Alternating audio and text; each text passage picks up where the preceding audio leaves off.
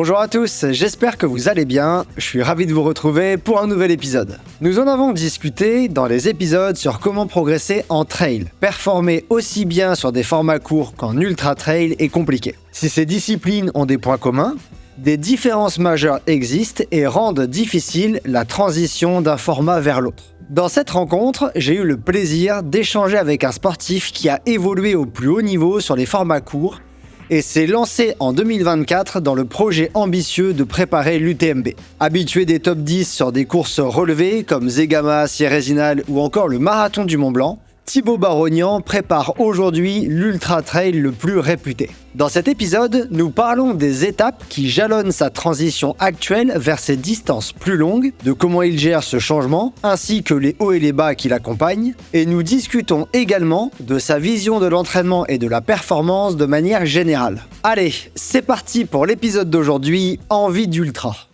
Salut Thibaut, comment ça va ? Salut, impeccable. On est ici à Besançon sur un jour de repos, donc c'est pas mal. Je te remercie beaucoup de m'accueillir chez toi, puisque on est dans ton domicile et tu m'ouvres tes portes pour qu'on discute pendant une petite heure, 1h30 de comment tu t'entraînes et comment tu vois les choses. Donc je te remercie beaucoup de nous accorder du temps à moi et à Courir Mieux de manière générale. La première question que je te propose de commencer, parce qu'il y a peut-être des gens qui ont jamais entendu parler de qui est Thibaut Barognan, ça m'étonnerait, mais on sait jamais, ça peut arriver. Est-ce que tu pourrais nous dire un peu qui tu es, qu'est-ce que tu fais dans la vie et quel âge tu as, etc. Bonjour à tous et toutes ceux qui ne me connaissent pas encore. Je suis globalement un amoureux des sports outdoor depuis tout petit. J'aime être dehors et passer du temps dehors. J'ai grandi en Haute-Savoie, à La Roche-sur-Foron, un petit village à côté qui s'appelle Amancy, où mes parents résident toujours. Je suis un ancien skieur de fond de haut niveau. Donc, j'ai fait plusieurs années en ski de fond jusqu'à passer mon bac. J'étais en pôle espoir au Fayet, pour ceux qui connaissent, à Salanches. Et puis après, j'ai décidé d'arrêter cette petite carrière de skieur pour venir ici à Besançon, passer mes études de kiné. Et puis je suis installé depuis 2009. J'ai un peu fait le tour, à vrai dire. C'est pour ça que j'y suis plus trop souvent maintenant. Mais voilà, j'ai 35 ans. Et puis je fais du trail depuis 2010. Donc en fait j'ai eu une petite transition sans sport, sans compétition pendant une petite année quand j'ai passé ma première année de médecine, et puis après j'ai assez vite repris la course à pied quand j'étais à l'école de kiné. Et puis voilà, après globalement je touche un peu à quelques autres sports outdoor, mais ma pratique aujourd'hui professionnelle elle se tourne autour du trail. Tu exerces encore en tant que kiné ou t'es 100% trail aujourd'hui ? Alors j'ai exercé de 2012 à l'année où j'ai eu mon diplôme à 2018 en centre-ville à Besançon. Et puis après j'ai stoppé pour vraiment professionnaliser ma pratique en trail. Donc aujourd'hui j'exerce plus en kiné, mais je fais que de la course à pied et tout ce qui va autour. Et est-ce que tu as l'impression que ce passé de kiné aujourd'hui il te sert toi-même dans tes préventions de blessures ? Parce que j'ai pas l'impression que tu sois un sportif très souvent blessé. Est-ce que tu penses que ça vient de justement ta formation qui te permet de mettre en place certaines pratiques qui te permettent de prévenir ça, ou t'as pas trop l'impression de t'en servir et tu utilises des collègues par exemple pour t'accompagner ? Alors la pratique en elle-même elle est compliquée sur soi-même. Alors oui, tu peux t'automasser, faire des petits trucs. Forcément, j'ai des compétences et j'ai des connaissances qui me permettent de connaître bien mon corps. Et puis je pense que surtout j'ai un passé de sportif.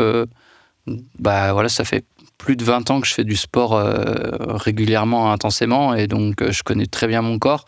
Et j'ai toujours été sur le prendre soin de son corps et à l'écoute finalement de mon corps. Et j'ai construit ça en fait sur plusieurs années. Et de rentrer à l'école de kiné, ça m'a encore plus poussé à mieux me connaître, à forcément connaître l'anatomie et tout ce qui va autour. Et puis aujourd'hui, c'est sûr que c'est un background qui m'aide énormément. Mais si j'ai un problème, je vais voir mon kiné qui est à côté. Et tu vois, cette semaine, les semaines où je suis ici, j'en profite pour faire 2 à 3 séances de kiné dans la semaine. Même si, tu vois, ça va plutôt bien en ce moment. C'est de la prévention et puis c'est toujours... tu peux pas t'auto-soigner, quoi. Donc, te mobiliser une cheville, si t'as pas quelqu'un avec toi, c'est quasi impossible. Mieux vaut prévenir que guérir, on va dire. Exactement. Avant qu'on rentre dans la partie plus orientée sur le trail et la raison pour laquelle on se rencontre aujourd'hui, j'aime bien des fois essayer de un peu plus comprendre des fois l'humain qui est derrière le sportif, et j'ai quelques petites questions pour ça. Déjà, est-ce que tu as une autre passion que la course à pied, le trail et l'outdoor? J'ai pas de passion aussi prononcée, on va dire, que la course à pied ou les sports outdoor en général. Après, j'aime bien cuisiner, par exemple. J'aime bien, quand je rentre ici, tu vois, me poser dans ma cuisine et faire mes petits trucs. C'est mon moment un peu méditation, tu vois, à moi. Et ouais, j'aime bien prendre soin de moi par la cuisine et le côté nutrition. Et oui, tout ce qui touchait globalement à la nutrition, c'est quelque chose qui m'intéressait beaucoup. Après, j'ai beaucoup moins le temps de m'y intéresser maintenant. Mais voilà, après, voilà, comme je te disais, pas de grande passion qui me prend beaucoup de temps. Mais un peu comme tout le monde, après, j'aime profiter des petits plaisirs de la ville et des copains ici. Quand on regarde tes stories Instagram, on a l'impression que tu as une passion nourriture et une passion jeux de société. C'est peut-être les deux choses qui t'animent le plus en dehors. En tout cas, moi, c'est ce que j'avais cru voir transparaître. J'ai 3 petites questions pour terminer ce premier portrait de Thibaut Barognan que je pose à tout le monde. La première, réponse spontanée, la première chose qui te vient à l'esprit. Quel est ton film préféré ? Je suis pas un grand cinéphile, mais j'ai des vieux films qui m'ont toujours fait rire, comme Les Trois Frères ou Le Dîner de cons, qui sont des références, tu vois. Mais après, voilà, tu sais, j'ai des films qui me marquent sur le moment, et puis après ils passent, et c'est pas des films que je vais revoir 15 fois. Mais voilà, c'est pas une grande passion, mais j'aime bien me poser devant un bon film quand même. Quel est ton livre préféré ? Ça, c'est un peu la même réponse. Je suis pas un grand lecteur, mais je lis beaucoup plus depuis 2-3 ans. Et j'ai un livre qui m'a marqué, qui est de Maud Ankawa, qui s'appelle Kilomètre Zéro. Je sais pas si tu l'as lu.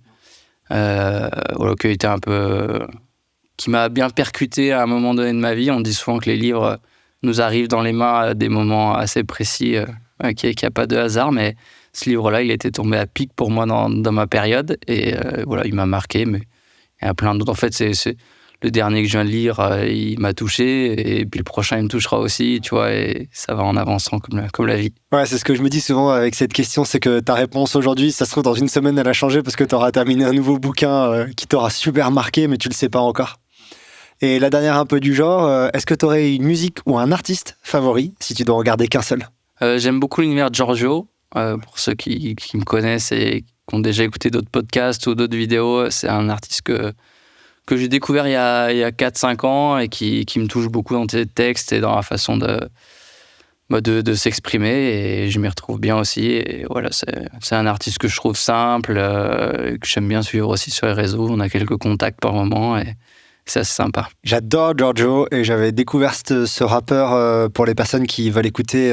On le trouve sur YouTube, et pour moi, la plus énorme claque que j'ai pris avec lui, c'est un album qui est pas en ligne sur Spotify, etc., qui est sur YouTube, avec son morceau Homme de l'ombre. Je l'avais découvert avec celle-là, je me souviens que j'ai pris une énorme claque. J'étais genre, waouh, ces textes sont trop forts, quoi. Donc je pense que tout le monde pourrait aller jeter une petite oreille à ça, à cet artiste. C'est pas du temps perdu, je pense. Non. Puis, ouais, il a un univers assez varié, je trouve. Il peut avoir des musiques hyper embrayantes, chantantes, où tu peux limite faire la fête dessus, puis d'autres beaucoup plus sombres, posées, avec des textes hyper forts, et j'aime beaucoup. Ça clôture ce petit portrait de Thibaut Barognan derrière le sportif. Et je te propose qu'on tourne la page de ce premier chapitre et qu'on aille directement sur ce qui nous intéresse le plus aujourd'hui, savoir le sportif que tu es. Alors, j'ai essayé de résumer un peu avant de commencer ton palmarès. Évidemment, tu viens de le dire, tu cours depuis 2010, on est en 2024, ça fait 14 ans, et t'as pas des performances pour rigoler. T'as beaucoup de très beaux résultats. Donc, j'ai essayé de récupérer les plus importants. J'en ai peut-être oublié, tu viendras peut-être compléter la présentation que je vais faire là de suite. Déjà, tu es dans la team Salomon International depuis 2011, comme on peut le voir sur ton t-shirt et comme j'espère que tout le monde le sait. J'ai noté 3-4 partenaires principaux, mais peut-être que j'en oublie, tu seras libre de compléter. J'ai marqué Baou au niveau de la nutrition, Sidas au niveau de l'équipement un petit peu, par exemple chaussettes. Soin du pied, ouais. Soin des pieds, exactement, je pense que c'est le bon terme. Et Coros avec la Apex 2 Pro que tu as au poignet. J'espère que j'oublie pas d'autres personnes importantes. Alors, en entraîneur, tu as entraîné depuis le début, si je dis pas de bêtises, par Christophe Mallardet. Donc ça fait un long moment que vous collaborez ensemble, et on va peut-être pouvoir revenir dessus après dans comment tu t'entraînes. T'as quand même, j'ai noté parce que c'est pas rien, t'as un UTMB index à 907 points, une cote ITRA à 910, qui est quand même parmi le plus haut niveau sportif qu'on peut retrouver. Donc première course en 2010 où tu fais 23e, j'ai noté, c'était le Maratrail de la Sambuie, puis tu fais 157e à la Saint-Élion, donc c'est déjà un résultat sympa, mais par rapport à là où t'en es aujourd'hui, il y a eu du chemin parcouru. J'ai noté une grosse évolution autour de 2016 où tu as pris 10 départs avec 9 podiums, 8 en trail court, 1 en trail long, 1 en ultra. Et depuis, tu as enchaîné les résultats sur des courses les plus relevées. On t'a beaucoup vu sur les formats Golden Trail World Series qui commencent très bientôt avec Zegama qui est ce week-end. On enregistre la semaine de Zegama. J'ai noté en 2021, 6e au Marathon du Mont Blanc et à Sierzinal, 3e à l'OCC. En 2022, 5e au Marathon du Mont Blanc, 6e à Zegama, 1er à Serpenson. En 2023, tu fais champion de France, 4e au championnat du monde sur les formats courts. 7e à Zegama, 1er au Restonica by UTMB, 4e au Nice by UTMB, juste derrière Simon Gosselin. Et en 2024, là, tu viens de faire 12e au Transvulcania, après un début de course sur lequel on va revenir, qui a été très fort, où tu as quand même joué la tête pendant un long moment avant de devoir la lâcher. Ça, c'est ce que j'ai noté depuis 2021. Ça fait déjà 5 minutes que je fais ton palmarès. Si j'étais allé encore plus loin, je pense que ça prendrait presque tout l'épisode, tellement ton palmarès est impressionnant. Est-ce que tu penses là-dessus, toi, que j'ai oublié un résultat vraiment important qui, toi, te tient à cœur et qu'il faudrait mentionner? J'ai 3 résultats que tu n'as pas cités, qui me viennent en tête. C'est mes 2 victoires à Skyrun, 2016-2017. Enfin, 2016, tu l'as évoqué. Qui ont été pour moi des très belles victoires, même si c'est une petite course dans la distance.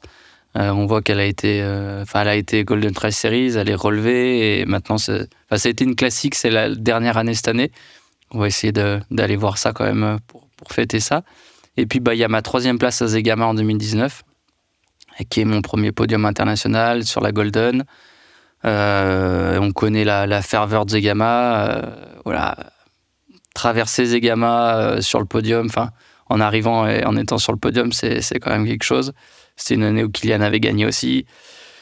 Donc ouais, gros moment. Et puis, j'ai fait d'autres podiums sur la Golden, notamment à El Hierro sur la finale en 2021. Et puis, ma 3e place à la CCC 2021 aussi, qui a été mon premier ultra et puis mon premier podium sur une course plus longue, on va dire. Et puis pareil, une arrivée dans Chamonix, c'est juste extraordinaire. Donc arriver sur une CCC en début de soirée et avec autant de public, c'était juste incroyable. Donc c'est des petits moments qui m'ont marqué. Je me souviens avoir entendu un podcast de toi où tu parlais de la difficulté sur Zegama de gérer la course quand tu passes dans... J'ai oublié le nom de la montée où il y a tout le monde, mais parce que en fait, tu disais qu'il y avait une telle ferveur que ça te sortait de ta concentration et que ça pouvait te pousser dans des zones un peu trop intenses. Donc ça fait écho à la ferveur que tu as mentionnée il y a quelques secondes, quoi. Ouais, c'est ça, c'est la montée des Scories. Et en fait, tu sors d'une première bosse dans la forêt où tu es un peu tout seul. Tu passes sous un tunnel assez connu là-bas, bien caillouteux, puis là tu commences à avoir un peu de monde, tu fais le ravito, et là tu piques à gauche dans un champ hyper raide, qui peut être hyper boueux aussi quand les conditions ne sont pas très bonnes. Et là, c'est Tour de France x 1000, et les gens sont vraiment collés à toi, et tu vois, t'as vraiment pas le choix de là où il faut aller. Et beaucoup de bruit pendant une petite dizaine de minutes, je dirais. Et après, tu rebascules et hop, d'un coup, c'est le silence. Donc, t'as un fort contraste entre l'arrivée, le pendant et après. Et c'est vrai que c'est des fois difficile de gérer son rythme, parce que déjà, t'as du monde partout, donc t'es un peu sorti de ta course, et puis t'as tendance à accélérer. Et puis après, quand tu te retrouves tout seul sur la relance là-haut, c'est plus la même, quoi. Mais la montée est en 3 parties, quoi. T'as cette première partie-là. Après, tu as une petite partie de transition où il y a beaucoup moins de monde, et après, tu rechopes la crête en haut où, pareil, il y a beaucoup plus de monde. Donc, c'est des zones, tu n'es même pas à mi-course, en fait. Donc, il faut quand même pas oublier qu'il reste 20 bornes derrière. Tu l'as mentionné un petit peu plus tôt, ton passé sportif, c'était dans le ski de fond. Comment est-ce que tu es arrivé en fait au trail? Qu'est-ce qui t'a fait passer du ski de fond à courir sur des sentiers? En tant que fondeur, déjà, on courait beaucoup. Donc ça, on le voit pas forcément, parce que quand tu suis le ski, tu le suis l'hiver, puis après tu sais pas trop ce que font les athlètes si t'es pas vraiment dans le milieu, ou si tu suis pas à fond les athlètes. En fait, on n'appelait pas ça du trail, on appelait ça de la course à pied en montagne ou de la marche bâton. Mais on était quand même au moins 2 à 3 fois par semaine sur les sentiers avec les baskets. Et puis, on faisait aussi des chronos en course à pied, mais on n'appelait pas ça du trail, on appelait ça des chronos course à pied, où on avait nos boucles, notamment dans Chamonix, le bois du Boucher, etc. Et j'aimais déjà beaucoup courir à l'époque. Enfin, c'était un sport qui me plaisait. J'aimais aller courir pour m'entraîner. Et puis quand je suis arrivé ici à Besançon, en première année de médecine, je courais une fois par semaine vraiment pour me vider la tête le dimanche après-midi. Et quand je suis rentré à l'école de kiné, j'ai eu forcément un peu plus de temps. Et j'avais hésité entre reprendre le vélo en compétition, le vélo de route, ou me lancer un peu plus dans la course à pied. Et forcément, c'est un peu plus facile d'accès, la course à pied. Ça demandait moins de temps, pas forcément de club, moins de matériel aussi. Donc, je me suis mis à courir régulièrement. J'ai rencontré un peu des gens ici qui couraient. Et puis après, voilà, je me suis lancé un peu dans l'aventure par les rencontres et par les petites courses aussi autour qu'il y avait ici. Et puis voilà, après j'ai mis un pied à l'étrier, ça m'a donné envie, j'ai aimé aller plus loin, j'ai aimé aussi retrouver la compétition, parce que forcément j'ai fait 10 ans de compétition en ski de fond, ce n'est plus, je sais pas.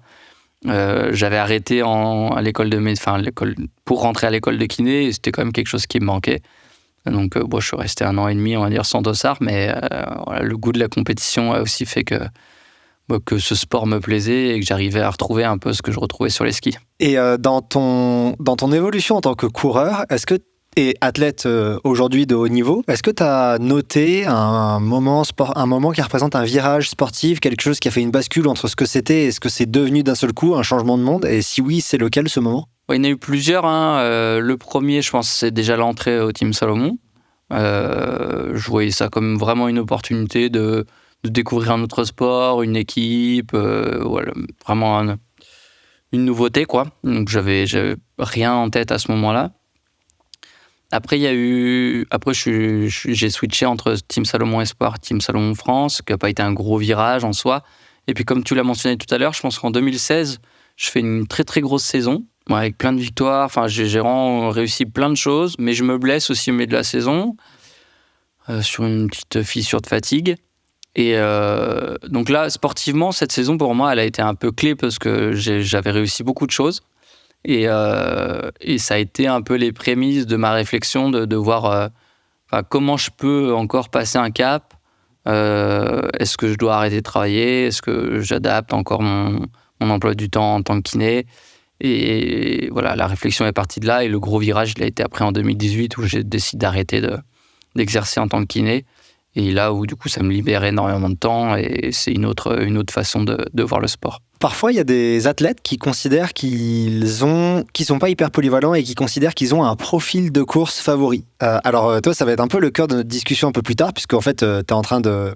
J'ai l'impression, je me trompe peut-être, mais que tu es en transition entre ce que tu faisais et ce que tu veux faire maintenant, en tout cas cette année. Est-ce que là, toi, aujourd'hui, tu arrives à dire mon profil de course, ce qui me convient le mieux, c'est tel type de course? Et si oui, c'est quoi ce profil de course qui correspond à Thibaut Barognan? J'ai la chance d'être assez polyvalent quand même. Mais oui, j'ai clairement un type de course que j'aime en tout cas. J'ai peut-être réussi sur d'autres profils, mais en fait, tu prends un profil Sky-Run ou Zegama, c'est un peu les mêmes courses. Dire que ça monte, ça descend sur des terrains assez montagneux, joueurs, pas forcément hyper techniques, à devoir s'arrêter, tu vois, pour passer des blocs ou vraiment être lent, mais assez joueurs dans le terrain et les enchaînements de boss et de descente. Le profil grande montée, grande descente, il me va moins bien que le profil où justement ça enchaîne les montées et les descentes. Et c'est en fait un peu le terrain que j'ai ici, alors à beaucoup plus basse altitude avec des dénivelés moindres, mais en fait c'est des enchaînements tout le temps. Montée, descente, montée, descente, montée, descente. Et c'est un truc que j'aime beaucoup. Et ouais, j'aime bien les transitions en fait. Et c'est là où musculairement aussi il faut être fort, où toutes les relances, etc. Et donc voilà, un profil type 50 kills avec 3005, 4000 où tu vas enchaîner les bosses, bah ça c'est parfait quoi. C'est ce que tu préfères. Et c'est vrai que des fois tu as un delta entre ce que tu préfères et là où tu performes le mieux, entre ce que tu aimes faire et peut-être là où physiologiquement t'es le meilleur, mais en tout cas ouais, c'est assez clair. Pour terminer ce profil et avant de rentrer dans comment tu t'entraînes aujourd'hui, j'ai des petites questions qui vont ressembler aux premières que je t'ai posées sur livres, musique, etc. Mais cette fois plutôt orienté sport. Pareil, ça va être ta réponse spontanée qui peut peut-être changer d'ici 2-3 semaines, comme on l'a dit avant. Aujourd'hui, c'est quoi tes chaussures préférées? Je crois que je connais la réponse, mais Je vais dire les Genesis. j'étais sûr. Les S-Lab Genesis. Ouais. Tu rejoins ce point commun avec Julie Roux, par exemple, ou plein de sportifs qui l'ont fait remonter cette chaussure. Faut croire qu'elle est vraiment chouette. Ouais, elle est hyper polyvalente en fait, donc c'est ça qui est cool. Après, j'adore courir en pulsar. Tu vois, une pulsar 2 ou 3 sur mes séances spécifiques, j'adore. Après, le côté passe-partout de la Genesis est assez chouette. Pour les auditeurs, j'en ai fait le test avec Courir Mieux il n'y a pas très longtemps et c'était un coup de cœur. Je ne la connaissais pas cette chaussure et moi j'ai aussi adoré et je peux comprendre qu'elle ressort dans plusieurs interviews. C'est quoi ton aliment en course préféré? Maintenant, c'est le nouveau gel Baou hibiscus fruits rouges. Ouais, c'est un peu une petite espèce de petite confiture là. C'est une petite douceur qui est vraiment sympa en bouche. Et hibiscus un peu floral, ça doit être. Ouais. Franchement, il est vraiment chouette ce gel. Ton aliment en récup préféré après une bonne course? Une bonne barquette de frites, elle passe quand même bien. Ok, une bonne marquette de frites, c'est noté. Ton parcours préféré, là où tu adores aller pour t'entraîner par exemple? Comme je suis souvent en vadrouille, en fait, j'ai plein d'endroits où un peu référence, mais quand je suis chez mes parents, pour ceux qui me suivent et qui me voient beaucoup sur les réseaux, je monte souvent à Cou. C'est le sommet qui est au-dessus de chez mes parents et en fait c'est un peu une rêve quand je suis là-bas. Je vais à Cou, je fais ma classique, tu vois, j'ai ma petite boucle d'1 heure avec 700 de dénive et j'adore y retourner. T'as une vue à 360 sur d'un côté le Jura, la Clément et de l'autre côté toute la chaîne du Mont Blanc, des Aravis, donc j'ai un coin hyper tranquille pour le coup, donc c'est mon petit coin favori quand je rentre en Haute-Savoie. Est-ce que tu as un sommet préféré? Un endroit particulier où tu dis ça c'est ma montagne et je l'adore? Ça peut être la même, hein? Ouais, ça rejoint un peu ce que je te disais là sur la pointe de Cou, qui est un tout petit sommet, pas du tout difficile, mais où j'adore aller pour faire mes petites balades de ressources et de récup. Et ton meilleur souvenir en trail, si tu dois en garder qu'un seul, ce serait lequel? Bon, à mon arrivée de Zegama 2019. Zegama 2019. Ouais. Thibaut, je te propose qu'on rentre maintenant dans une partie qui m'intéresse vraiment dans cet échange, à savoir, non pas que ce qu'on a discuté jusqu'ici ne m'intéressait pas, mais il y a quand même un cœur dans l'épisode, c'est comment tu t'entraînes. Et j'aimerais bien essayer de décortiquer avec toi comment est-ce que tu approches l'entraînement de manière générale. Alors, évidemment avec Christophe. Et alors, c'est super compliqué, je trouve, généralement, de répondre à cette question, comment tu t'entraînes. Donc, j'ai identifié plusieurs lignes de discussion pour essayer de comprendre de manière générale, toi, comment tu approches l'entraînement. La première question que j'aimerais te poser, c'est comment est-ce que toi, de manière générale, tu approches le volume de ton entraînement? Est-ce que c'est quelque chose que tu calcules? Est-ce que tu le calcules en kilométrage, en dénivelé, en temps? Ou est-ce que tu fais pas spécialement attention? Alors, pour le coup, l'entraînement, moi, je me décharge mentalement totalement de la planification. C'est-à-dire que je laisse tout le soin à Christophe de s'en occuper, Christophe Malardet, qui est mon entraîneur depuis 2011. Et je donne pas un œil extérieur sur ce qu'il me propose, tu vois. Je le fais, et à la fin de la semaine, j'ai mes bilans, mais lui, il a une vision micro et macro de l'entraînement, mais moi, je l'ai pas du tout, pour le coup. Et j'ai pas envie de l'avoir parce que j'ai pas envie de me dire « Ah, mais j'aurais pu faire plus » ou « Je pourrais faire plus ». Lui, il a les subtilités, il sait quand il va pouvoir pousser le curseur, quand il faut le descendre, etc. Et je lui fais entièrement confiance parce que ça marche depuis 13 ans.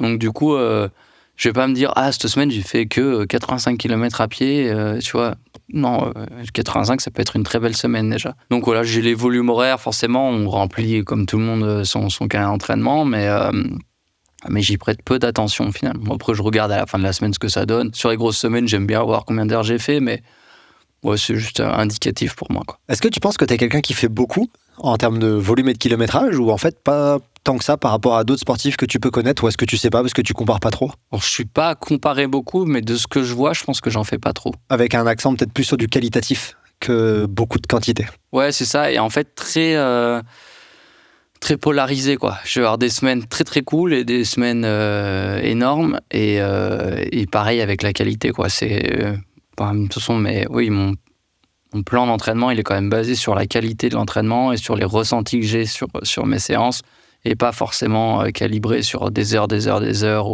ou des kilomètres et des kilomètres.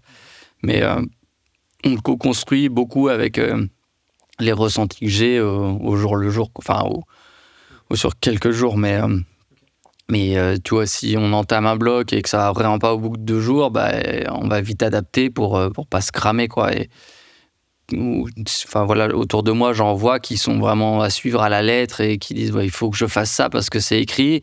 Moi, je suis pas à me dire il faut que je le fasse parce que c'est écrit. Je vais le faire si je me sens de le faire aussi.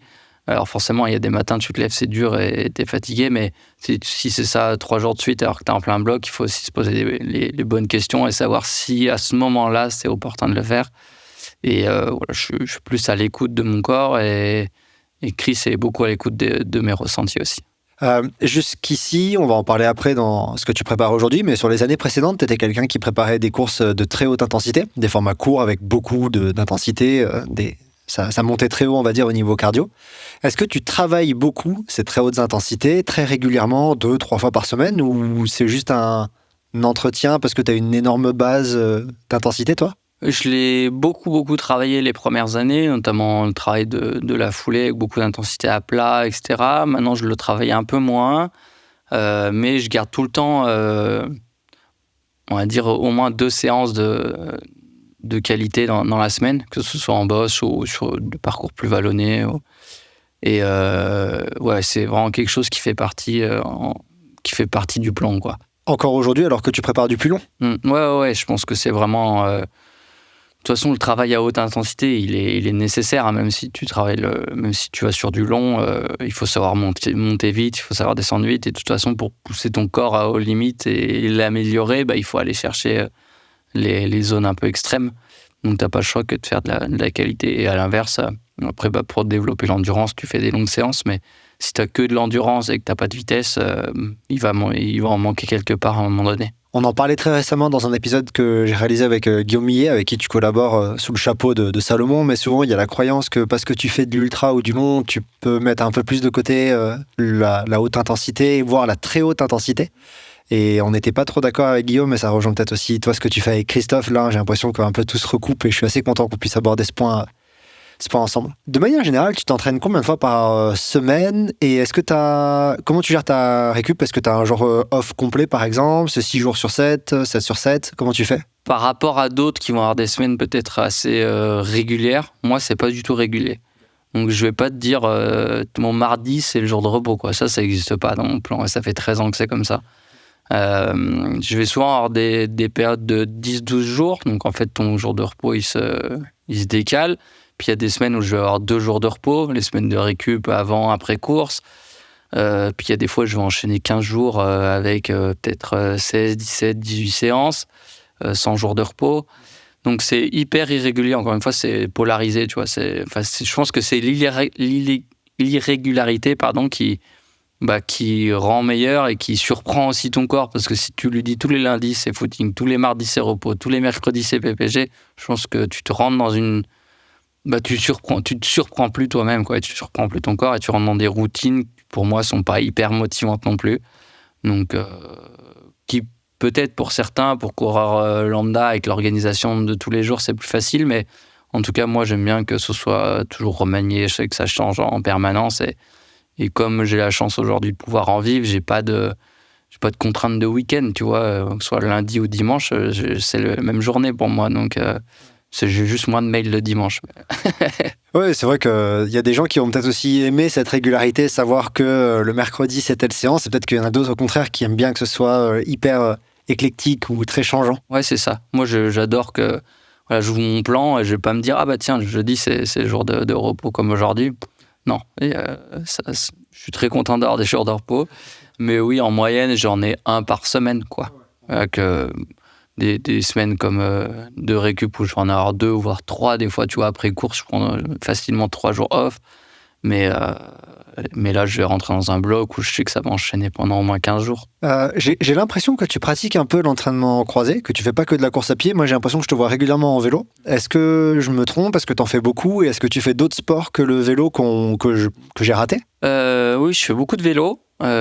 Principalement du vélo de route, un tout petit peu de VTT, notamment quand je suis en Maurienne, en Haute-Maurienne sur mes prépas estivales. J'aime bien sortir un peu le VTT, ou quand c'est l'automne ici et que c'est un peu moins sympa en route. Donc ouais, le vélo de route, le vélo globalement fait partie de mon entraînement et c'est quelque chose que j'apprécie beaucoup. Et puis après l'hiver, je suis plus sur les skis, avec le ski de fond et plus récemment le ski de rando. Ski de fond, c'est mon sport, donc c'est facile pour moi d'aller m'entraîner sur les skis de fond, et techniquement et physiquement. Donc j'essaie de passer le plus d'heures possible sur les skis l'hiver. Et puis ski de rando, j'ai attaqué cette année, donc c'était un peu une découverte, mais ça m'a bien donné envie de pousser un peu le curseur. T'as l'impression qu'en hiver, tu réduis beaucoup la voilure de course à pied pour d'autres sports, ou en fait pas spécialement, c'est juste qu'en hiver, par exemple, une séance de vélo, ça va être une séance de ski de fond finalement, mais que la quantité de course à pied, elle bouge pas trop au cours de l'année? Si, entre décembre, janvier et mi-février, je cours quasiment pas. Ouais, je cours quand je peux pas avoir accès à mes skis, en gros, ou à la neige, etc. Mais ça fait peut-être 3-4 ans là où j'essaie vraiment de poser les baskets l'hiver. Et t'as l'impression que ça te fait du bien pour quand tu reprends, peut-être en termes d'envie et de sensations également? Ouais, l'envie c'est certain. Après, c'est aussi compliqué l'hiver de s'entraîner. Tu vois, quand t'es ici, qu'il pleut, qu'il neige, qu'il fait froid. Ouais, je préfère être en montagne et sur les skis, c'est beaucoup plus agréable. Et puis en termes de prévention de blessures aussi, je pense que c'est intéressant parce que les saisons sont hyper longues. Et j'ai fait plusieurs saisons à courir de janvier à octobre-novembre, mais en fait, il y a toujours des trous, toujours des blessures. Et déjà d'enlever 2 mois et demi de course à pied, t'as gagné en fait en énergie et un peu en contrainte quoi, sur ton corps. Une question aussi que je me posais, c'est comment est-ce que tu suis, toi, tes besoins de récupération? Est-ce que tu vas un peu... On en a parlé un petit peu avant. Est-ce que c'est vraiment à la sensation? Tu te dis, non, mais là, j'ai vraiment besoin de souffler et il faut que je décharge. Est-ce que tu utilises des indicateurs comme un suivi par questionnaire, par variabilité de fréquence cardiaque? Qu'est-ce que tu mets en place pour suivre un peu ta charge et tes besoins de récup? Alors, je monitore pas trop, mais je me fais confiance par rapport à mes sensations. Je suis pas ma variabilité, je suis pas mon sommeil, mais je suis plutôt à l'écoute de ce que mon corps globalement va me dire. Et puis je sais que Chris, il a un œil quand même avisé là-dessus et qu'il sait où placer les périodes de décharge et que quand je me sens fatigué, c'est normal. Enfin, ça a toujours été normal dans mon plan, quoi, quasiment. Enfin, à part quelques petites adaptations, mais globalement. Quand je sens qu'il faut que je lève le pied, ça va être le moment de lever le pied, quoi. Et après, voilà, il y a les voyages qui peuvent rajouter un peu de fatigue, des choses comme ça où faut s'écouter. Mais tu vois, dans mon plan, c'est pas carré d'entraînement à me dire tiens, aujourd'hui c'est 1 heure, 14 km, 400 dénives, tu vois. Des fois, j'ai bike free là comme ces jours. Je fais ce que je veux sur le vélo. Donc toi, dimanche, non, c'était lundi. J'avais envie de faire une longue en montagne, je suis allé faire une longue en montagne. Hier, j'avais pareil, il pleuvait, j'ai fait juste 1h30, tu vois, tranquille. Et puis là, du coup, c'est en fonction de mes propres sensations de la journée. Et je trouve ça cool aussi de pouvoir d'avoir un peu des fenêtres comme ça où toi, t'adaptes toi-même ton entraînement. Tu te connais bien et c'est peut-être aussi le fruit de ton expérience, parce que comme on l'a dit depuis le début, tu cours depuis longtemps, tu es sportif de haut niveau depuis longtemps, avec le ski de fond même en amont. Donc je pense que tu as une connaissance de toi qui est très fine et qui te permet de détecter la différence entre je suis fatigué mais je peux m'entraîner ou je suis trop fatigué et il faut que je lève le pied. C'est peut-être ça aussi ce que tu rapportes là. Ouais, c'est ça, c'est s'écouter mais sans trop s'écouter, mais savoir aussi que ton corps il te donne des infos et que sur une journée, oui, tu peux être un peu claqué sur une journée, mais ça ne doit pas t'arriver 10 fois, tu vois, sur 10 jours consécutifs. Mais oui, je pense que je suis à l'écoute, mais pas trop, justement, pour pas après somatiser des choses et te dire ça y est, j'ai une journée complètement fracassée, j'ai tout ruiné l'entraînement, quoi. On a parlé de quelques sports croisés, il y en a un qu'on n'a pas mentionné. Est-ce que tu fais un peu de renfo, muscu, des choses comme ça? Et si oui, ça ressemble à quoi la muscu pour toi? Alors, je fais pas de muscu en salle. Je me suis jamais contraint à ça. Je pense que c'est un des leviers sur lesquels je pourrais jouer encore, parce que je suis beaucoup en mouvement et que j'ai pas envie de me mettre des contraintes finalement dans mon mouvement, de devoir trouver une salle de muscu avec des charges, etc. Après, je fais un peu de renfo l'hiver, que je garde une petite base à faire toute l'année, mais le gros du renfo, je le fais l'hiver quand il faut rattaquer un peu la saison et que le dénivelé n'est pas encore rentré trop en jeu. Mais je le vois pas comme un sport croisé pour le coup, parce que c'est vraiment, tu restes en charge, tu restes sur tes pieds, tu restes à faire de la course à pied. Donc pour moi, ça fait partie de l'entraînement course à pied, mais je le vois pas comme un sport croisé où tu vas la décharger ou faire vraiment une autre activité que de courir. Oui, je vois ce que tu veux dire en termes de contraintes. Tu es comme sur des choses qui sont très proches de ce que tu vas faire en course à pied, quoi. Ok. Alors, une question qui va peut-être te sembler idiote et facile à répondre, mais elle m'intéresse quand même, c'est comment est-ce que toi, tu gères aujourd'hui l'équilibre entre le sport, la vie personnelle, la vie professionnelle, mais ta vie professionnelle, c'est être sportif. Évidemment, j'imagine que ça a fait une énorme bascule de passer à 100% athlète de haut niveau. Comment tu gères ça? Et il y a un autre, dans la même question, je t'en pose une deuxième. Comment est-ce que tu gères aussi tes sollicitations sociales? Parce que j'ai l'impression que... Alors, tu as une page Instagram qui est énorme, tu as 110 000 personnes qui te suivent. Et c'est toi qui la gères, c'est toi qui es derrière. C'est-à-dire que ça fait certainement beaucoup de sollicitations. Comment est-ce que tu as géré un peu tout ça? Cet équilibre aujourd'hui, comment tu le trouves? C'est difficile parce que tout est mélangé. Tu vois, j'ai pas de... j'ai pas de week-end dans ma semaine, tu vois. Pour moi, c'est les mêmes jours tous les jours. Comme je te disais tout à l'heure, le dimanche, forcément, j'ai moins de sollicitations de partenaires ou par mail, ou etc. Mais à un moment donné, j'ai un peu tout mélangé, le perso, le pro. Tu vois, je montrais beaucoup de choses sur les réseaux et j'en suis un peu revenu à montrer vraiment que ma pratique professionnelle et ce qui touche autour du trail ou prendre soin de soi par la nutrition, par le sport. Et puis voilà, ce côté réseau, il faut savoir aussi le mettre de côté de temps en temps, même si c'est un peu le problème des réseaux, c'est si t'en montres pas, on ne voit pas et tu vois, les algorithmes font que tu disparais et le but c'est d'être régulier quand même. Donc maintenant, ça fait quand même quelques années que j'ai l'habitude, tu vois, ça me prend pas beaucoup de temps de faire un post, de faire une story ou d'avoir une idée. Et puis je me mets pas non plus de contraintes, tu vois, je me fais pas de planning, de plan de com, etc. Je fais tout comme ça vient, donc je me prends pas trop la tête avec ça.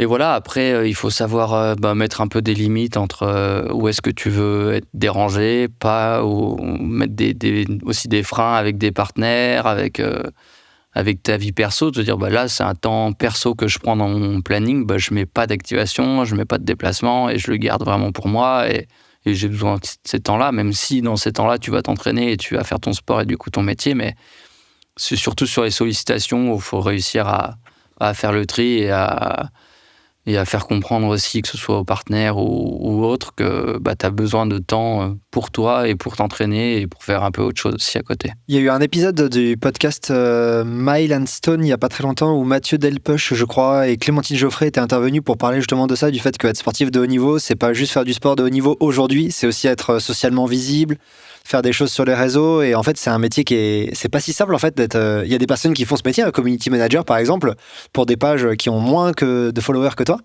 Et je pense que c'est vraiment très sollicitant, etc. Et c'est pour ça que ça m'intéressait de discuter de ça avec toi, parce que je pense que ça peut être vite prenant. Ouais, ça l'est. Et puis, on n'est pas tous forcément hyper à l'aise aussi avec les réseaux et leur utilisation. Maintenant, sur certains points, je me fais aider. Par exemple, sur les suivis de courses, on a pu voir sur mes dernières courses que du coup, c'est alimenté. Forcément, c'est pas moi qui le fais, mais derrière, voilà, tu vois, je pose mon téléphone la veille et je sais que tout va être fait jusqu'au lendemain. Et toi, t'es pas là après la course à devoir vite faire un post ou quoi que ce soit pour que ce soit en lien avec ce que tu fais en ce moment. Donc, pour ça, je me décharge aussi. Pareil avec certains contrats partenaires où j'ai Marine qui m'aide c'est elle aussi qui fait ma com sur la gestion de quelques partenariats qui me prennent du temps, de l'énergie et de la charge mentale, quoi. C'est vraiment se décharger de ce côté-là.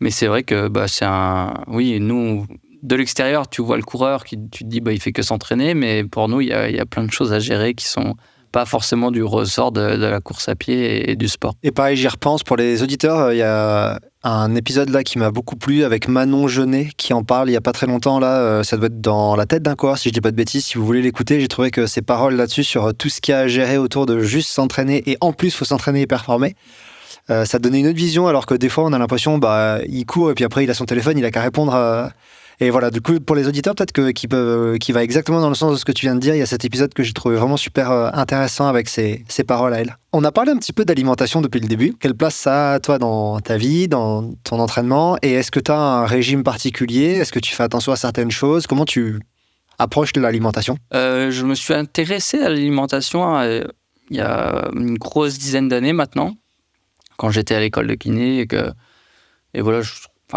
j'avais des soucis ORL, sphère ORL, notamment d'inflammation, et il n'y a rien de trop qui faisait me sortir de ça. Et du coup, je me suis penché vraiment sur l'alimentation, vraiment en autodidacte. Au début, j'ai beaucoup lu, et puis j'ai testé des choses. Et après, je me suis formé avec Anthony Berthoud, notamment, à la micronutrition. Donc, j'ai les grandes bases de la nutrition santé et du sport. Donc, je peux me servir aujourd'hui. Et je pense que le principal atout en lien de la nutrition, c'est déjà d'être en bonne santé, quoi. C'est de prendre soin de soi par la nutrition pour être en bonne santé. Et après, tu peux être performant si tu es en bonne santé. Et du coup, dans mon modèle quotidien, on va dire, j'ai des grandes bases pour juste respecter son corps et répondre aux besoins de santé de son corps. Ça peut être par exemple les apports riches en oméga 3, les glucides de qualité, tout ce qui va être... Moi, quand je suis ici, je travaille dans ma cuisine que des produits bruts, tu vois, j'ai pas de produits industriels, c'est le moins raffiné possible. Et je pense que c'est des bases toutes simples et qui font que derrière, tu réponds aux exigences de ton corps. Et voilà, c'est comme ça que je l'approche. Et oui, j'ai mes idées en tête, tu vois, de l'apport en protéines, l'apport en oméga 3, l'apport en glucides, quand le prendre, les fenêtres métaboliques, etc. Et après, je compose avec où je suis, qu'est-ce que je peux cuisiner, qu'est-ce que je peux trouver comme fruits et légumes de saison, en fonction de la saison, du lieu où je me trouve, de la course dans laquelle je suis. Donc voilà, c'est composé avec des bases, quoi. Mais j'ai pas un régime drastique, tu vois, à suivre. Et avec tous les déplacements que tu fais, c'est pas trop compliqué justement de suivre bien son alimentation? Parce que, je te donne l'exemple typique, je travaillais hier à Annecy, je suis arrivé hier soir en fait beaucoup plus tard que prévu à Besançon. Un des seuls trucs ouverts, c'était un Burger King, parce qu'en plus ils ont un truc végétarien, donc moi ça m'allait bien. Et du coup là, de ce matin, je suis allé à la boulangerie parce que j'avais rien là où je dormais. Enfin, en déplacement, ça peut être super compliqué. Est-ce que toi, tu arrives quand même à t'en sortir? Tu as trouvé des petites astuces qui t'aident? Ouais, l'idée sur les déplacements, c'est d'anticiper en fait à fond. Et après, ça fait partie de notre job, tu vois. Toi, c'est peut-être moins ancré dans ton quotidien, mais pour moi, si je voyage, je sais que je vais arriver là le soir. Et qu'est-ce que je vais pouvoir me faire à manger? Et c'est une base. C'est comme t'entraîner. Si tu t'entraînes, tu te dis, attends, je vais prendre ma journée pour m'entraîner, mais j'arrive le soir, puis j'ai rien pour manger. En fait, t'as niqué quasiment ton entraînement parce que t'as pas récupéré comme il fallait. Me culpabilise pas, s'il te plaît, Thibaut. Non, je ne prends pas ton exemple, mais tu vois, si demain je bouge au Ventoux, quand je vais arriver là-bas, j'aurai fait des courses pour pouvoir me préparer à manger le soir et avoir un repas qui va correspondre à ce que j'ai l'habitude de me faire. Et je pense qu'en voyage, c'est important même dans tout, dans la vie d'athlète, globalement, c'est d'anticiper pour qu'il y ait le moins d'inconnus possible et que ce soit le plus reproductif possible, même quand tu bouges. Après, voilà, ces journées de voyage, c'est toujours un peu particulier, mais c'est une journée sur 3 semaines, donc tu sais que tu vas pas non plus tout faire foirer. Tu vois, là, j'ai voyagé en Espagne pour Transvulcania, j'ai voyagé 2 semaines et demie avant, même si tu as une journée un peu dans les transports, ta course, elle est dans 2 semaines et demie, donc après, tu as le temps, tu as 3 repas par jour pour te rattraper et mettre les choses en place. Et là-bas, on était dans des Airbnb, par exemple, donc on faisait nos courses, on faisait nos repas, et là-dessus, c'est comme si tu étais à la maison. Oui, bien sûr. Dernière question de cette partie, ça va être... c'est la question que je pose à tout le monde, qui vient peut-être également de mon approche à moi et de mon parcours professionnel. C'était quelle place tu accordes à la science dans ton entraînement? Et cette question m'intéresse encore plus puisque très récemment, avec Salomon, vous avez commencé à collaborer avec Guillaume Millet. J'ai vu que récemment, tu es passé dans son labo pour faire quelques tests. Quelle est la place que tu accordes à ça? Est-ce que tu es intéressé par le suivi un peu fin de tes datas, maintenant des données physiologiques, peut-être quelques évidences de la littérature que peut-être Guillaume vous aide à récupérer, qui peuvent peut-être t'aider un peu dans ton entraînement à la récup? Comment tu approches tout ça? Est-ce que ça a une place ou pas du tout, tu le mets de côté? Très peu de place. Encore une fois, c'est pas mon domaine, donc je préfère avoir l'avis de spécialistes qui font des résumés de ça et qui nous disent quoi faire sur le terrain. Évidemment, je regarde un peu ce qui se passe, mais je vais pas avoir le nez fourré sur des études ou sur quelles sont les dernières trouvailles. Non, je laisse ça aux spécialistes et à ceux à qui ça intéresse. Mais moi, comme je te dis tout à l'heure, je monitore très peu mon entraînement, si ce n'est un peu la fréquence cardiaque.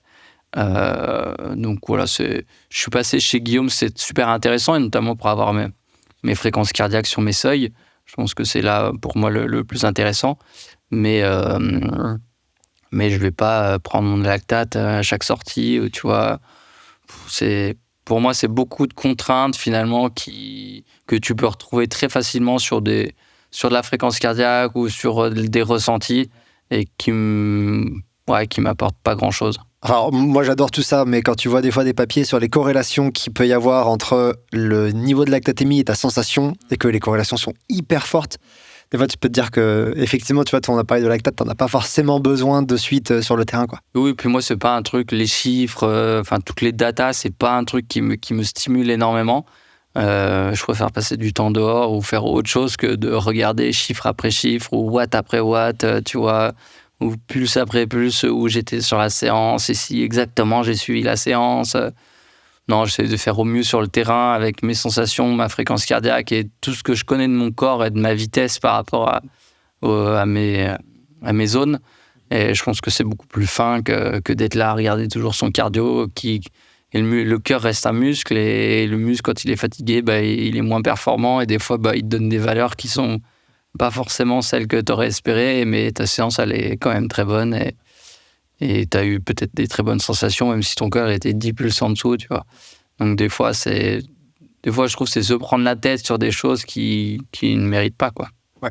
Et comme tu l'as dit au début, c'est peut-être le rôle de l'entraîneur, et pas forcément de l'athlète. Oui, c'est ça, et c'est un peu chacun son métier, et finalement, si tu te décharges du max de choses, je pense que, moi, mon boulot, c'est d'aller pousser mon corps et courir et s'entraîner, et puis après, les données, Chris, il les regarde, si Guillaume veut les regarder, il les regarde, mais moi, j'ai un œil assez lointain là-dessus. Ça me fait penser juste à un petit parallèle pour les personnes qui le souhaiteraient. Simon Gosselin, l'interview que j'avais fait de lui, il était un peu de cet avis. Il disait, moi, j'adore que mes athlètes, ils aient des datas, mais j'aimerais bien qu'ils ne les voient pas. C'est mon boulot de les regarder et que eux, ils s'en détachent et ils travaillent, en fait. Ils font leur entraînement et moi, je m'intéresserai aux datas, et s'il y a besoin, j'adapte quelque chose. C'est un peu ce qu'on vient de dire là. Ouais, Simon, je le connais bien et ça lui ressemble bien.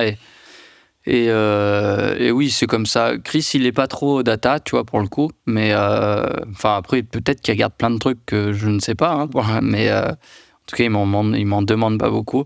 Et oui, je pense que c'est au rôle de l'entraîneur d'aller regarder les vitesses ascensionnelles, les choses comme ça. Moi, je donne le max sur ma séance, le max de ce qu'on me demande ou dans la fourchette qu'on me demande. Et après, c'est sûr, c'est bien d'avoir un œil critique sur est-ce que je suis allé trop vite, est-ce que je suis pas allé assez vite sur ma séance, si vraiment...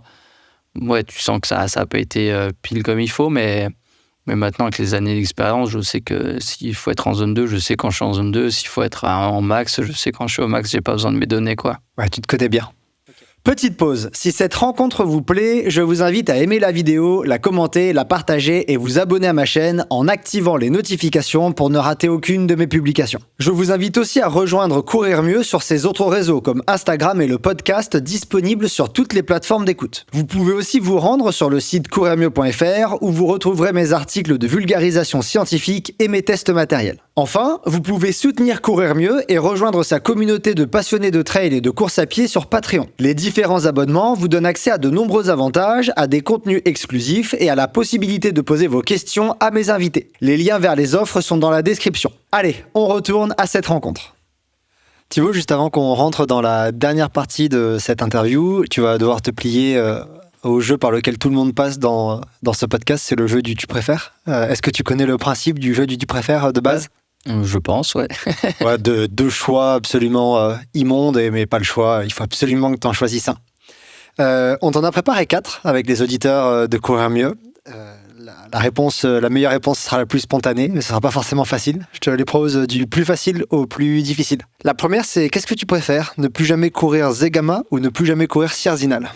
Ne plus jamais courir Zegama. Préférence pour Sierzinal ? Ouais. Ah, avec ta réponse précédente, je pensais que tu aurais choisi... Ouais, j'ai vraiment envie de retourner à Sierzinal.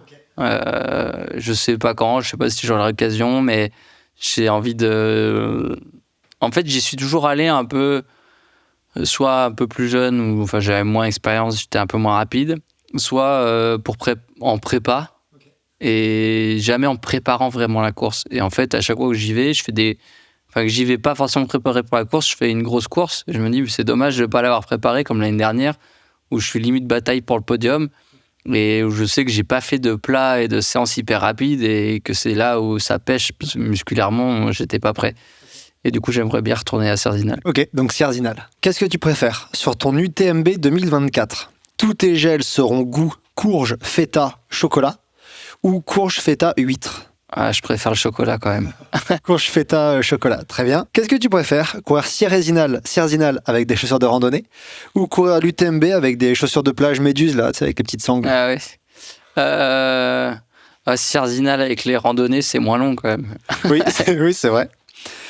Et la dernière, celle-là, elle va pas être facile pour toi, je pense. Qu'est-ce que tu préfères ? Garder tes cheveux, mais tu dois porter tes flasques à la main pendant ton UTMB 2024 ou te raser la tête, mais tu peux ranger tes flasques dans ton sac ? Ah, ouais, c'est pas simple.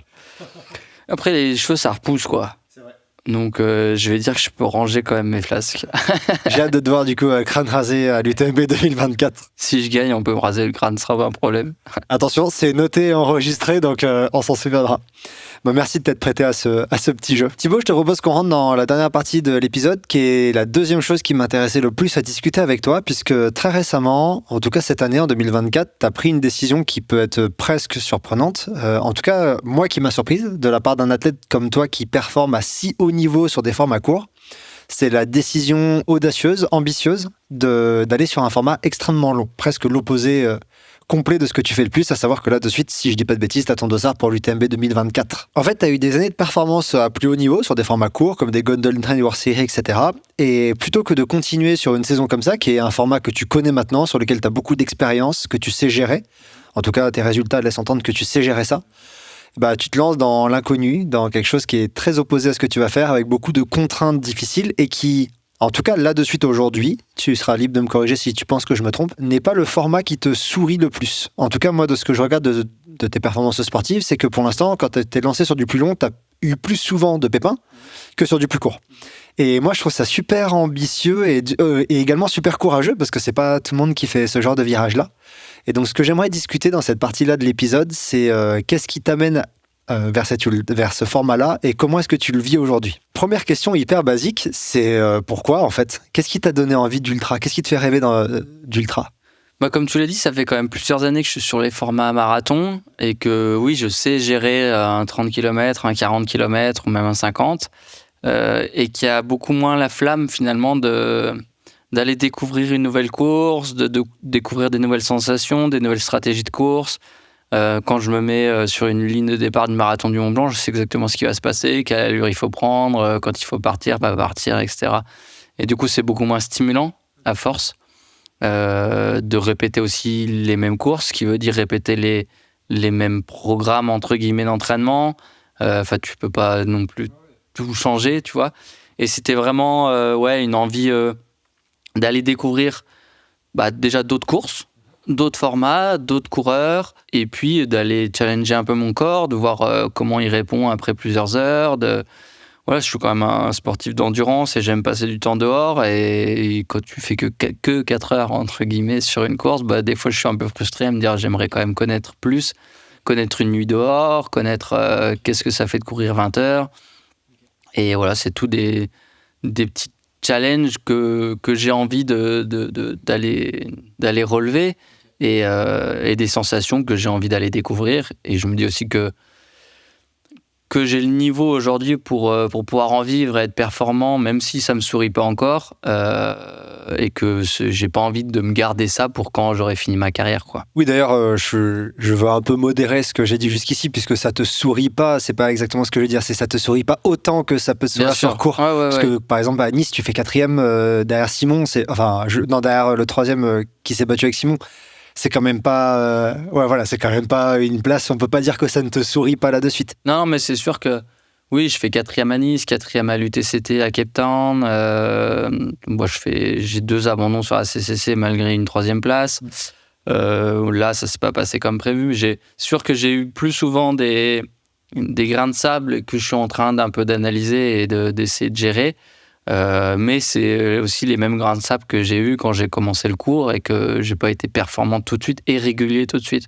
Donc c'est sûr que j'ai une grosse base avec ce que j'ai appris sur le cours. Mais il y a des petits trucs qui sont pas encore totalement réglés, que je découvre aussi avec la plus longue distance, on va dire, et que forcément ça prend un peu de temps de réfléchir à pourquoi ça marche pas et qu'est-ce que je peux mettre en place derrière. Et là, de suite, tu le vis plutôt comme stimulant que comme frustrant, en tout cas mentalement. Par exemple, le fait que tu aies des petits pépins, des grains de sable dans le rouage qui t'embêtent, c'est plutôt stimulant pour toi que frustrant ou déprimant? Déprimant, non, c'est sûr que non, parce qu'il y a plein de belles choses, tu vois, sur la prépa, sur mon début de course, sur la course. Même si Transvulcania, on va dire, les deux tiers de course sont très bons, et il y a un tiers à analyser, on va dire. Pas à jeter, mais à analyser. Et c'est sûr qu'il y a de la frustration après, parce que je fais une très belle prépa, je suis en forme, et puis sur le jour de la course, ça marche pas comme je voudrais, mais il faut essayer de se nourrir de cette frustration-là pour comprendre et puis améliorer la suite. Donc c'est ce que je suis en train de faire aujourd'hui, et je me dis que ça sera forcément que mieux pour la prochaine, et que par les expériences que j'ai eues là, j'en suis ici aujourd'hui, et je mets des choses en place aujourd'hui pour les prochaines qui arrivent. Là, de suite, si tu dois retirer un grain de sable qui, pour toi, est le plus gros des grains de sable dans l'engrenage, c'est quoi qui t'embête le plus pour l'instant dans ta transition vers l'ultra? C'est mon ventre, clairement. On a analysé les choses juste avant là, que tu arrives, j'étais en consultation, mais j'ai un fond latent de quelque chose qui fonctionne pas bien dans le ventre, qui m'embête pas du tout en dessous de 4-5 heures. Donc en fait que je sens pas du tout sur les marathons, et qui apparaît au bout de 4, 5, 6 heures, et qui est hyper dérangeant en descente. Alors c'est pas du tout des coliques comme on va pouvoir l'imaginer, mais j'ai mon ventre qui se serre, et en fait c'est ma membrane intestinale qui est pas assez bien cicatrisée et qui est vraiment sous tension, et avec la répétition des efforts, que ce soit en entraînement ou en course, mon corps réagit et me fait comprendre que je dois ralentir et voire m'arrêter. Donc aujourd'hui, c'est le gros grain de sable, mais on l'a analysé, on comprend un peu mieux, et puis il y a plein de choses à mettre en place maintenant, donc je suis assez confiant pour la suite. Dans ton entraînement maintenant, entre, par exemple, imaginons une saison 2023 et une saison 2024, c'est quoi pour toi les plus gros changements que tu as vu s'opérer entre quand tu préparais du court et quand tu prépares aujourd'hui de l'ultra? Sincèrement, j'en ai pas encore vu beaucoup, parce que Transvulcania, ça restait un format quand même plutôt court dans l'ultra. On va dire, tu vois, on partait sur 7 heures de course, donc ça va pas révolutionner mon entraînement. Donc j'avais peut-être un peu moins de qualité à très haute intensité. J'en ai eu, mais peut-être un peu moins, avec un peu plus de place au volume. Mais là, le gros changement, il va être maintenant là, sur l'entrée dans juin, où je vais faire un premier bloc ultra pour préparer 90 du Mont Blanc et après UTMB. Mais c'est déjà dans une vision UTMB, donc c'est là où je sens aussi que j'ai un peu plus de liberté pour aller dehors plus longtemps, tu vois, et je suis moins restreint finalement quand tu as des formats marathon. Aller faire 10 heures sur le vélo, ça a peu d'intérêt, à part pour moi et que ce soit cool pour moi, mais si on pour l'entraînement pur et dur, ça n'a pas un grand intérêt. Mais donc là, j'ai un peu plus de souplesse là-dessus, et c'est plutôt cool, parce que j'aime bien, tu vois, saisir un peu les opportunités quand je peux pour passer du temps en montagne. Ouais, récemment, vous avez fait avec Salomon un camp d'entraînement en Corse où tu as pu faire là beaucoup de volume, et si je me souviens bien, il y avait 2 groupes, un peu le groupe court, un peu le groupe long. Toi, tu étais plutôt avec le long, avec François, etc. Et là, tu as pu commencer à faire beaucoup d'heures dehors. Ça aussi, c'est peut-être une nouveauté, par exemple, ça rejoint ce que tu dis, et par rapport à ce que tu faisais l'an dernier. Oui, complètement. C'est le Salomon Running Camp, c'est tout le temps, tous les ans, au début avril. On part une semaine, on part 10 jours, mais on fait 2-3 jours à Annecy en développement, puis après on part s'entraîner. Et c'est vraiment une semaine c'est une semaine d'entraînement, un peu de développement, mais très axé sur l'entraînement. Et cette année, c'est sûr que j'avais plus de possibilités de faire plus long. Et ce qui est aussi moins frustrant pour moi, quand tu es dans un chouette coin où tu as envie de courir et courir longtemps, pardon. Et là, je pouvais tout faire, clairement. Donc ça, c'était trop cool. Et ça s'est super bien passé. On a fait des bonnes heures dehors avec des belles séances. Et ça changeait des années précédentes où on faisait un peu tous les jours la même chose. Là, on a essayé vraiment de polariser un peu la semaine avec des grosses séances. On a fait même un KV. On a intégré une séance d'intensité en boss dans un 40 bornes. Donc, non, très, très, très belle semaine en Corse. Est-ce que tu as vu, toi, une énorme différence au niveau mental entre des courses longues que tu as pu faire, des CCC, des Nice by UTMB et des formats courts? Ou est-ce que au final, tu trouves que tu retrouves le même niveau de difficulté? Est-ce qu'il y en a un qui est plus difficile que l'autre ou est-ce que la difficulté est la même, elle est juste pas localisée au même endroit? Ouais, c'est différent. Sur un format Zegama ou Cerzinal, tu vas tout de suite rentrer dans le rouge. Enfin, tu vois, la difficulté, elle est physique très vite. Finalement, la difficulté mentale sur un marathon, elle va être au bout de 3 heures, 3 heures et demie sur la fin, où il faut vraiment pas lâcher, où ça va être très dur physiquement, où tu es un peu toujours sur le fil. Alors que sur un plus long, tu vois, les premières heures, tu te balades physiquement, quoi. Là où ça va rentrer en jeu, c'est au bout de plusieurs heures, quand il va falloir gérer un peu les problèmes d'alimentation.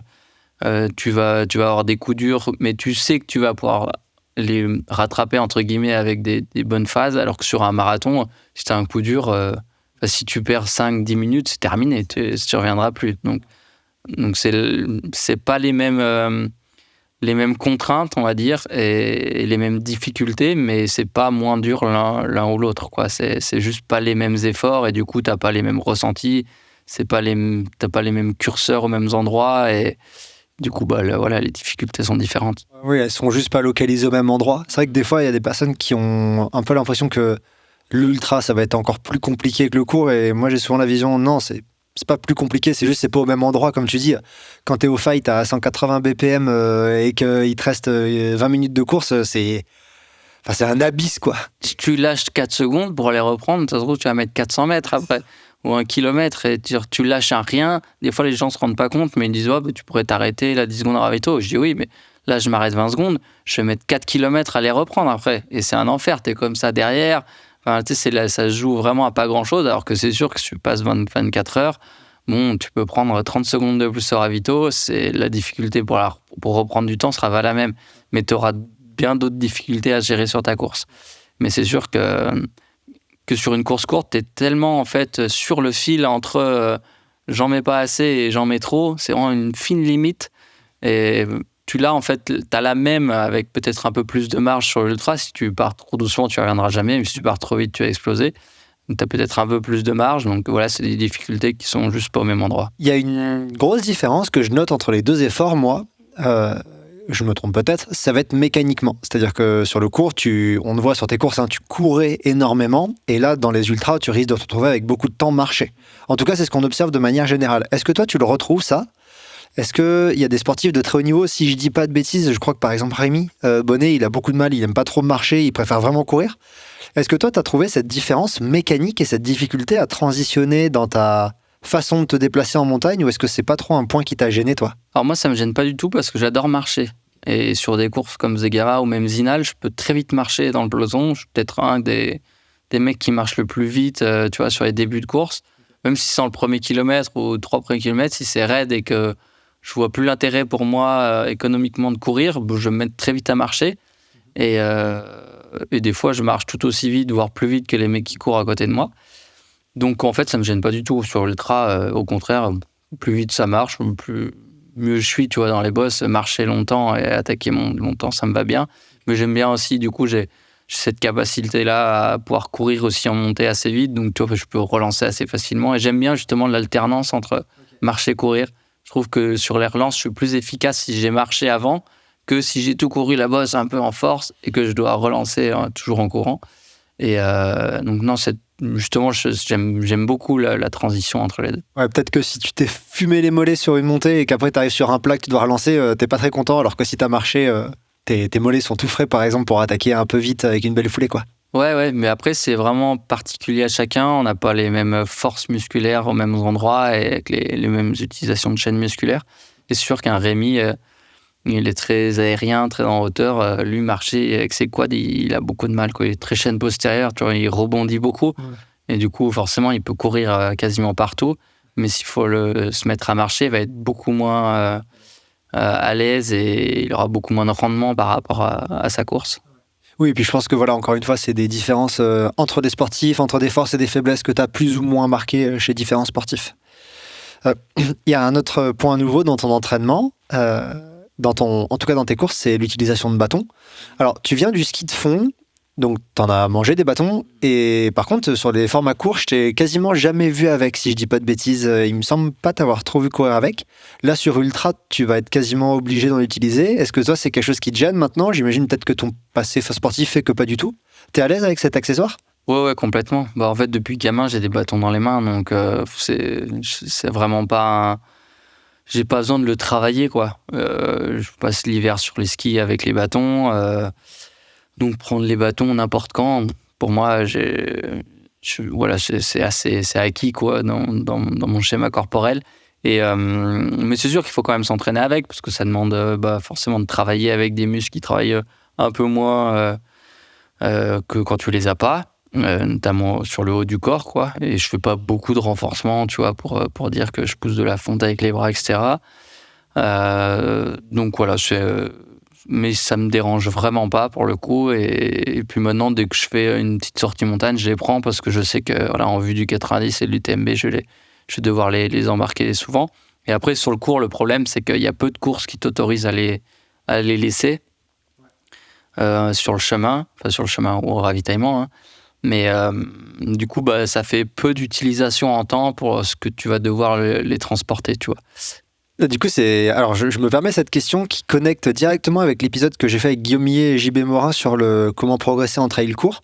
On se posait la question ouvertement dans l'épisode, pourquoi est-ce qu'en KV, tout le monde a des bâtons, en ultra, tout le monde en a, et en trail court, très peu de personnes en a. Tu regardes par exemple Zegama l'an dernier, il n'y a que Manuel qui les a. Et alors que toi, par exemple, on pourrait penser que tu es super à l'aise avec et que tu les prends. Est-ce que toi, tu as une idée de pourquoi on les voit si peu sur des formats marathon et courts? C'est surtout pour ça, là, ce que je viens de te dire, c'est que comme tu es obligé de te les trimballer à Zegama, tu peux les prendre en bas, les reposer en haut. Mais en fait, la partie raid, elle dure 20-30 minutes. Donc après, c'est à toi de savoir si tu veux te mettre la contrainte de te prendre les bâtons. Dire que prendre les bâtons, tes mains elles sont occupées. Et ça, c'est pour moi pas une contrainte à négliger. C'est-à-dire que tu peux plus difficilement boire, plus difficilement manger. Voilà, tu dois gérer tes bâtons entre tes mains. Si tu veux vraiment que ce soit intéressant, il faut quand même que tu sois efficient avec ces bâtons, quoi. Si c'est juste pour les trimballer et être en galère dès que tu veux boire, etc. Donc ça, c'est un truc qui rentre quand même pas mal en jeu. Et pour moi, il y a aussi la météo du moment. Tu vois, s'il pleut et tout, que c'est déjà très compliqué de gérer son équipement, en plus son alimentation, etc. Puis que tu te rajoutes des bâtons dans les mains, des fois, je me dis, ça vaut pas le coup, tu vois. Enfin, je vais galérer pour en fait pas grand-chose. Et sur un Zegama, la partie raid, elle dure une demi-heure. Donc sur 4 heures de course, voilà, où est-ce que tu mets ton curseur? Est-ce que c'est intéressant de les prendre? Est-ce qu'on peut te les donner en bas et tu peux les reposer en haut ou pas? Sur un marathon du Mont Blanc, tu peux pas les prendre si tu les embarques pas toute la course. Donc là, tu as que les posettes ou c'est raids. Donc c'est pareil, c'est à 20 minutes. Donc sur 3h50, 3h45, ça vaut pas le coup. Donc c'est vraiment une balance bénéfice-coût. Ouais, c'est ça. Tu vois, genre j'avais couru à Canfranc, qui était un 40 bornes, en 2020, octobre 2020, la sortie de Covid. Et là, pour le coup, il y avait 40, non, il y avait, je te dis pas de bêtises, c'était 54 000. Et là, pour le coup, t'avais 3 énormes bosses. Là, tu sors les bâtons, tu marches et en avant, quoi. Pourtant, c'est un format plutôt court. Mais dès que tu as des formats beaucoup plus roulants où tu peux aussi courir en bosse, où tu sais que tu vas courir en bosse, là, tu vois, est-ce que ça vaut le coup de les prendre ou pas alors que tu peux courir? Donc, comme la vitesse est quand même supérieure à l'ultra, quand tu cours et tu cours avec les bâtons, ça demande quand même... Tu as une dépense énergétique qui est quand même supérieure à juste courir. Donc, voilà, après, c'est aussi la force que va avoir chacun dans les jambes ou pas, savoir si vraiment ça va être utile. 2 petites questions également sur l'ultra qui me viennent. La première, c'est comment est-ce que toi t'approches la gestion de la nuit complètement blanche, qui pour l'instant n'est pas quelque chose que tu as trop connu, si je dis pas de bêtises. Comment tu l'approches, ça? À vrai dire, je l'ai pas trop réfléchi encore. Je laisse le temps couler jusqu'à vraiment préparer l'UTMB, mais là où il va falloir être bon, c'est sur la gestion de la frontale et de la batterie. Qu'est-ce que je prends comme puissance et qu'est-ce que je prends comme batterie de secours, etc. Mais je vais y réfléchir gentiment dans l'été, j'ai le temps. Pour le 90, on fait un départ de nuit, mais voilà, il n'y a pas de traversée de nuit. Donc pour l'instant, je me laisse encore les inconnus pour cet été et je sais que j'aurai le temps de vraiment de m'y pencher. Après, il va falloir le vivre pour voir ce que c'est, comprendre et puis s'améliorer pour les prochaines fois. Là, pareil, petit écho avec ta Transvulcania. Il va y avoir une différence peut-être aussi avec d'autres courses que tu as vécues. Ça va être le pacing et comment tu vas gérer cette allure. Est-ce que pour toi, c'est quelque chose qui est encore un peu difficile à gérer, le pacing sur des longues distances, ou est-ce que ça te paraît pas si compliqué que ça ? Sur des formats 10-12 heures, je pense que maintenant, je me connais suffisamment. Sur un 90 du Mont Blanc, par exemple, ça ne me fait pas peur. Par contre, sur l'UTMB, oui, c'est un inconnu total parce que j'ai jamais fait la distance, j'ai jamais fait le temps de course. Donc, ça va être la découverte de où mettre le curseur. Mais encore ça, je pense qu'il faut juste le vivre et le ressentir pour savoir sur le prochain 100 miles si je dois partir un peu plus vite, un peu moins vite, ou est-ce que je peux accélérer ou pas.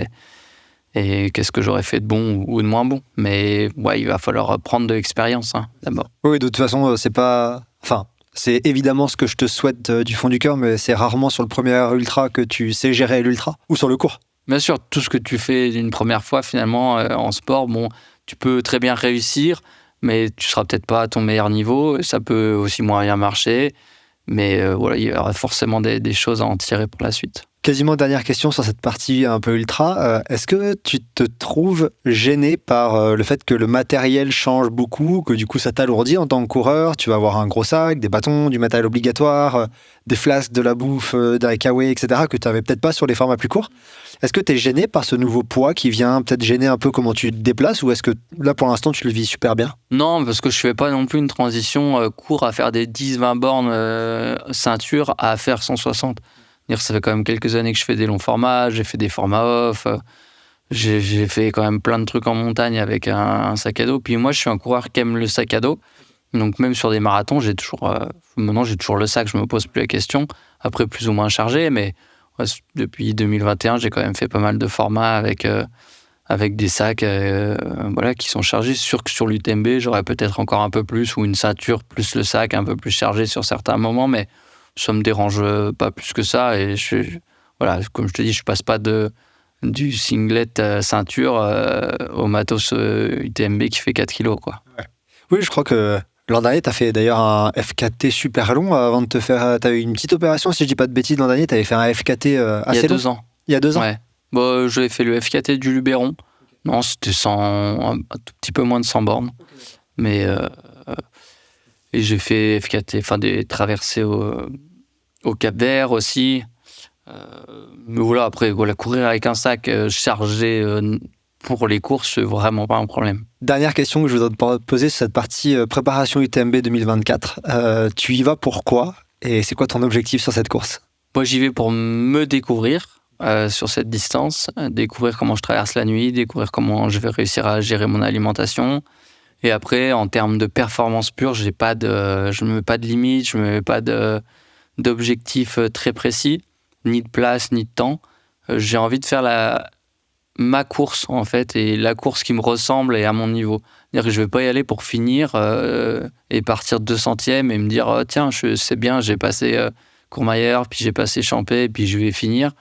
Je ne suis pas sûr que ça me stimule beaucoup d'être au 200e. Mais par contre, je ne m'interdis pas d'aller jouer avec les gars qui, je pense, où j'ai leur niveau. Alors peut-être pas pour tenir 20 heures, mais pour tenir plusieurs heures. Et puis si j'explose au 140e, c'est pas grave, tu vois, j'aurais appris des choses et j'aurais fait la course comme je l'aime, quoi. Et c'est aussi important de faire des choses qu'on aime et pas juste réussir à terminer la course, tu vois. Et alors c'est sûr que terminer, ça serait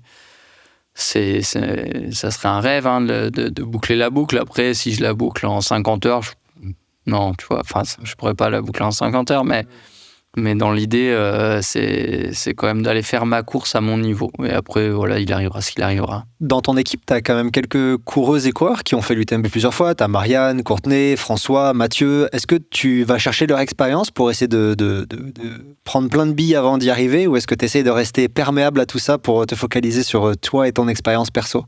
Non, j'essaye de de prendre ce qu'il y a à prendre dans la richesse du team, hein. Comme tu dis, Marianne, Camille, Matt, François, enfin ils ont tous fait une ou plusieurs fois l'UTMB, ils ont tous réussi, tous fait des podiums dessus, donc forcément il y a des tips à prendre et on a prévu, tu vois, par exemple avec Mathieu là, de cet été se faire quelques sorties pour en parler et puis pour appréhender au mieux la course. Je pense que c'est parfois des tout petits tips, tu vois, sur l'équipement, sur des petits moments de course qui ont peut-être marqué et me dire ah tiens il m'avait dit ça ici, tac, c'est peut-être intéressant de mettre la veste ici, ou tu vois des petits trucs des fois qui sont tout bêtes mais qui te simplifient un peu la course, et après forcément il faudra la vivre encore une fois pour derrière pour en reparler et avoir mon retour. Mais c'est sûr que d'avoir ces mecs et ces nanas là qui ont réussi sur la course objectif, c'est toujours intéressant dans tous les cas d'aller partager, même si tu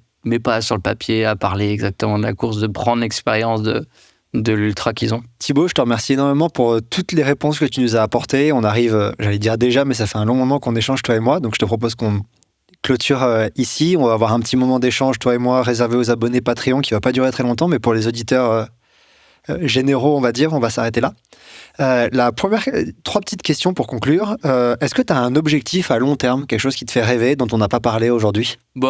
C'est assez général, mais c'est de continuer à vivre de ma passion le plus longtemps possible. Si je peux encore faire 5-6 ans, je serai content. En plus, ça sera du bonus, je pense. Et puis, juste de me faire plaisir dans ce que je fais. Est-ce que tu as un message que tu aimerais que les auditeurs retiennent de ta vision du sport, quelque chose que tu aimerais qui reste ancré dans le cerveau de nos auditeurs ?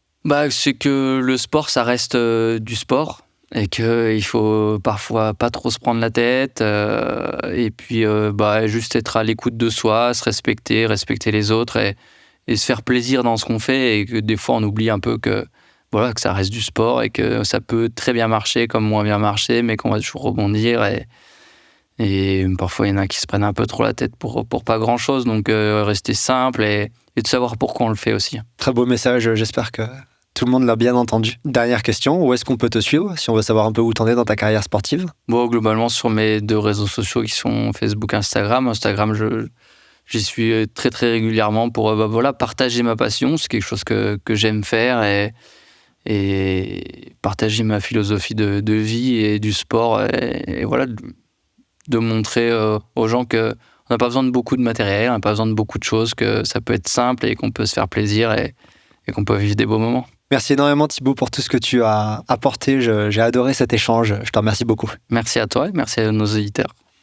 Voilà, c'est tout pour l'épisode d'aujourd'hui. J'espère que son contenu vous a plu et vous a permis de plonger dans la transition que Thibaut Barognan vit actuellement des formats de trail courts à l'ultra trail. J'ai personnellement trouvé cet échange passionnant. La confiance que Thibaut accorde à son entraîneur et à ses sensations est impressionnante et inspirante. J'ai pris beaucoup de plaisir à écouter comment ce champion approche l'entraînement. Et je suis sûr qu'il en a été de même pour vous. N'hésitez pas à le suivre sur ses différents réseaux, les liens sont dans la description. À très bientôt pour un nouvel épisode.